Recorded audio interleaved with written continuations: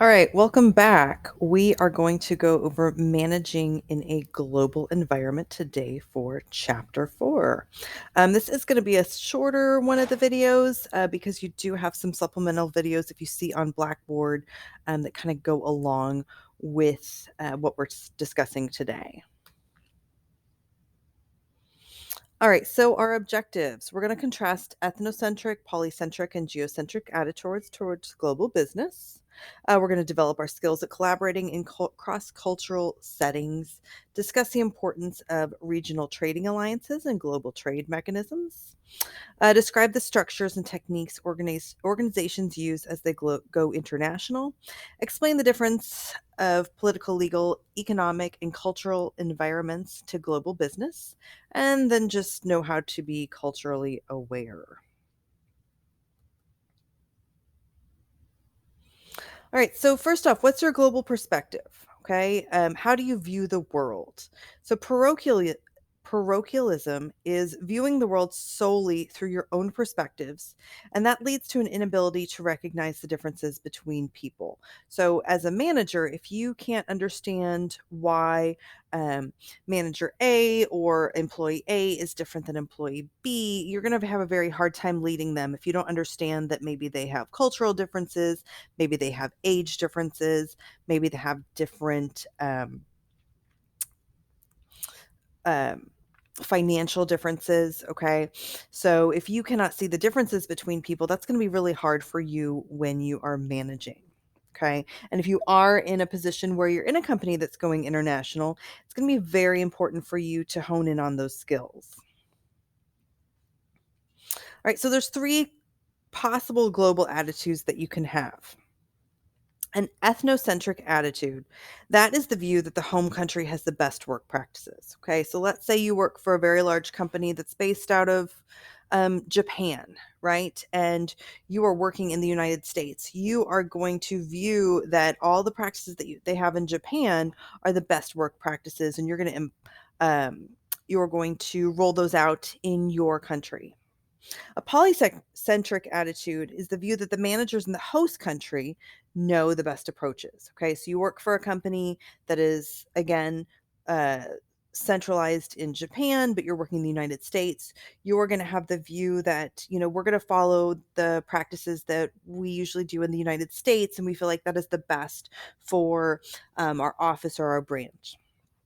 And then a geocentric view is a world oriented view, and you use the best practices from around the globe. So, again, you're centrally located in Japan, you're working in the United States. You're going to take a look and you're going to say, okay, I like how we do this in the United States, and we are going to, maybe I like how we're more casual in our work environment in the United States. And so we're going to roll that out here. We don't necessarily have to suit and tie every single day, but we will have the same level of respect that they offer in Japan.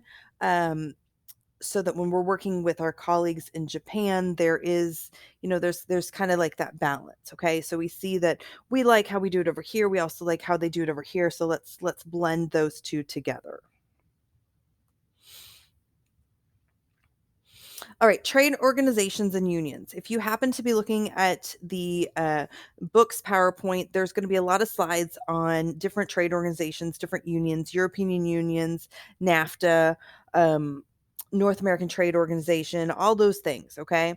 But my view on those is that if you're going to go into international business, you're probably going to need to, one, take a much more in-depth course on it.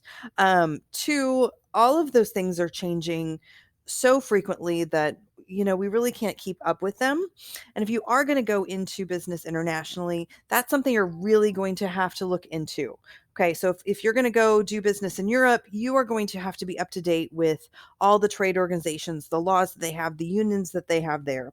So we can't quite possibly cover all of them, but just know that it's important to have a very good understanding of those things if you are going to work with an international country or if you are working internationally. All right, so how do organizations go international? All right. So the first way they're going to do that is with global sourcing, okay? And that's purchasing materials or labor from around the world wherever it's cheapest, okay? Take a look at your t-shirt, maybe it says made in Bangladesh, okay? That's because that company said, "I can get that product cheaper in Bangladesh and I can sell it here. Okay. Companies become multinational corporations. That's how, they start in one country and then they open up in other countries. Um, Companies are multi-domestic corporations, okay? And a multi-domestic corporation is a multinational corporation that operates on a localized management structure, okay?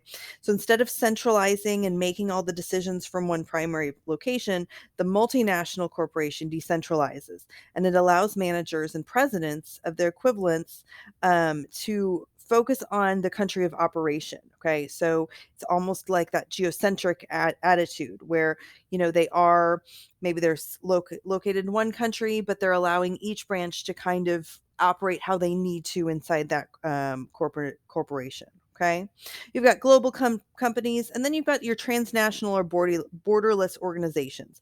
And those borderless organizations are more the ones where there's no central hub. Okay, they're a large organization. But they don't have all of their offices in Geneva, and Geneva kind of is their hub for everything. Okay, they have offices all over, and there's no real main again central location for that organization. All right, so we see here Not sure I minimal. understand. The minimal what you'll do to go global is that global sourcing, all right? And then we increase with our exporting and importing, our licensing, our franchising, our different alliances, and our subsidiaries, okay? So first off, going global, exporting, okay? That's making products domestically and selling them abroad. And then importing is acquiring the products made abroad and selling them domestically. Okay, so again, like we said, made in China, made in Taiwan. We buy those things from different countries, we import them, we sell them here.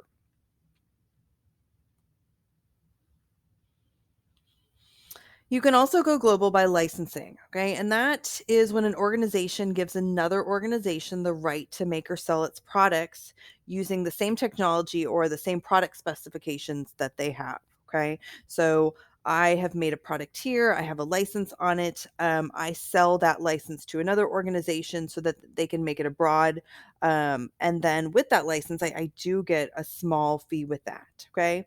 Then there's also franchising, and that's when an organization gives another organization the right to use its name and its operating methods. Okay, so let's take McDonald's for an example.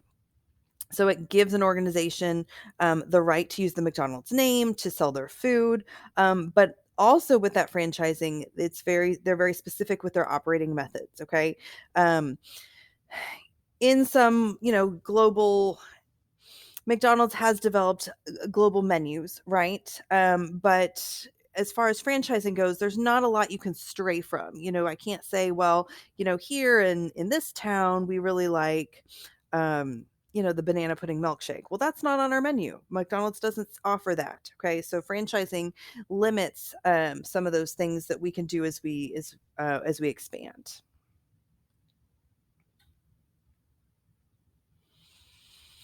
Then we can make a foreign subsidiary, okay? And a foreign subsidiary is directly investing into a foreign country by setting up a separate or independent production facility or office, okay? So maybe I'm Ford Motor Company and that I decide that I'm going to invest in a town in let's say Mexico. So I go in, I build a plant, okay? I help develop that town.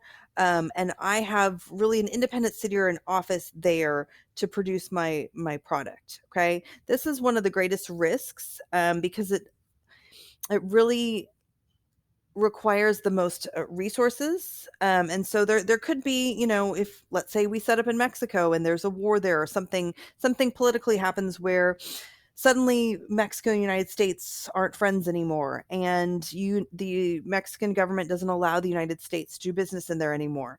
All of a sudden, Ford just kind of has to drop everything and leave the country until Me- Mexico allows them back in.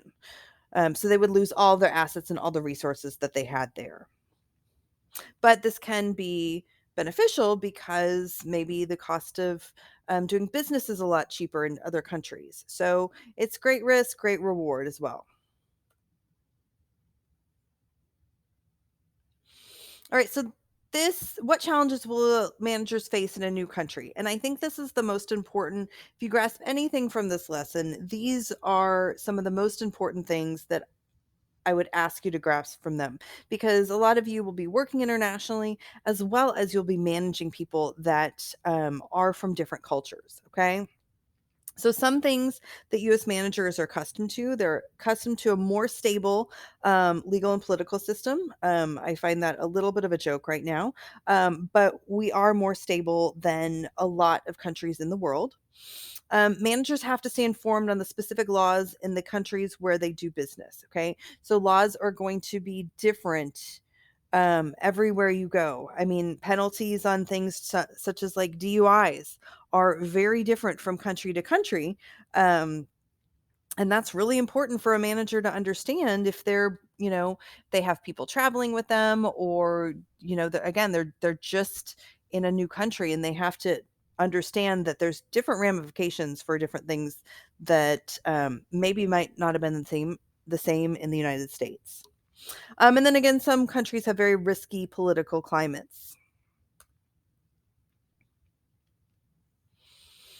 All right, a manager has to understand the difference between a free market economy and a planned economy. Okay, and a free market economy, which is what the United States has, it's an economic system in which resources are primarily owned and controlled by the private sector. Okay, so that means that companies can make decisions on the thing, they can make their own decisions as far as how they want to build things financially. Okay. But in a planned economy, maybe that's controlled by the government. Okay. Maybe a company moves into a country where the president or the government decides that, hey, you have to sell this many shares to the country so that we can benefit from you financially if you're going to do business here. Okay. So those are important things to consider.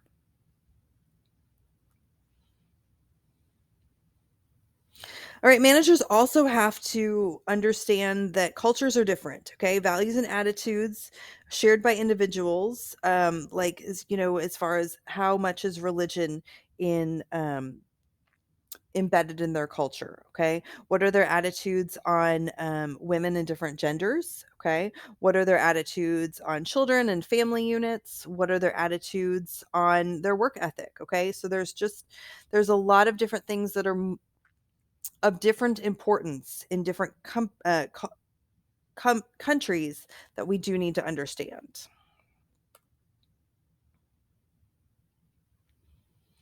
All right, so what are Americans like? We have a video on this that is in Blackboard, but I want you guys to consider this as though you're managers of someone who's coming in from another country, okay? Understand that as hard as it is for you to go to a different country and work, it's the same thing for someone else to come into our country and work, okay?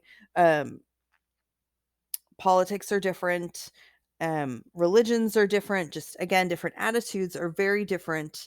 And we can see it with a lot of international students. Okay, you see with international workers, they just, it's, things are just different for them.